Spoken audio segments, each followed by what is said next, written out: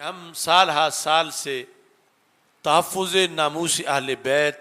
و صحابہ و امہات المومنین رضی اللہ تعالی عنہم کے قانون کے لحاظ سے کوشش کر رہے ہیں،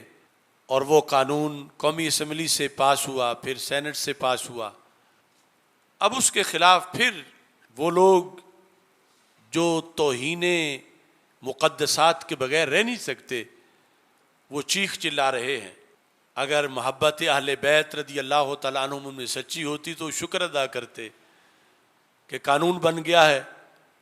کہ جو اہل بیت رضی اللہ تعالیٰ عنہم کے خلاف معاذ اللہ گستاخی کرے گا، توہین کرے گا تو عمر قید سزا ملے گی اس کو۔ لیکن انہوں نے جو توہین صحابہ کا دھندا کرنا ہوتا ہے دن رات، اس کی وجہ سے انہیں نیند نہیں آ رہی۔ ہم اہل سنت چونکہ اہل بیت اطہار رضی اللہ تعالیٰ عنہ کے احترام کو بھی اپنا ایمان سمجھتے ہیں، اور صحابہ کرام رضی اللہ تعالیٰ عنہ کے احترام کو بھی اپنا ایمان سمجھتے ہیں، اور اس بل کے مندرجات سے اہل سنت کا حق پھر ثابت ہو رہا ہے کہ اگر اہل سنت میں کہیں کھوٹ ہوتی کسی لحاظ سے تو یہ بھی چیختے چلاتے کہ یہ کیوں سزائے موت دی جا رہی ہے، یہ کیوں عمر قید دی جا رہی ہے، یہ کیوں سزا مل رہی ہے۔ لیکن جن کا مذہب توہین ہے اور معاذ اللہ دن رات تبرئے کرتے ہیں، انہیں اس پر بہت زیادہ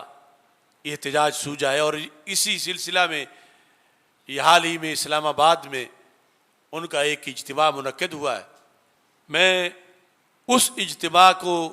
اس کی صرف ایک تقریر جو تھوڑی سی میں نے رستے میں سنی ہے، حکام بالا اور بالخصوص جو آرمی چیف ہیں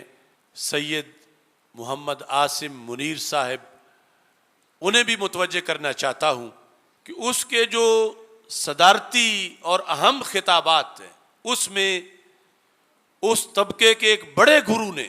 مجمع عام کے اندر مسئلہ فدق پر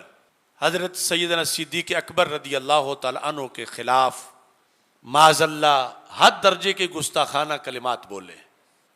اور پھر اس نے علل اعلان جتنا بھی دن رات ان کا گستاخیوں کا سلسلہ ہے اس کو حقائق کہا ہے،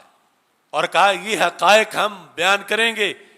تو پھر کیوں عمر قید ہمیں ملے گی، ہم تو حقائق بیان کریں گے۔ یعنی توہین صحابہ حضرت صدیق اکبر رضی اللہ تعالیٰ عنہ سے لے کر سب کی، اس کو انہوں نے حقائق کہہ کر بکواس کیا ہے۔ اور پھر ساتھ اس سلسلہ کے اندر اہل سنت و جماعت کو دھمکیاں دی ہیں، اور خصوصی طور پر آرمی چیف سے یہ مطالبہ کیا ہے کہ یہ بل واپس لیا جائے۔ تو میں بھی آرمی چیف کو مطلع کرنا چاہتا ہوں کہ ان کی اس بکواس کی بنیاد پر جیسے پہلے میں نے 4 ماہ قید و بند کی صحبتیں برداشت کیں،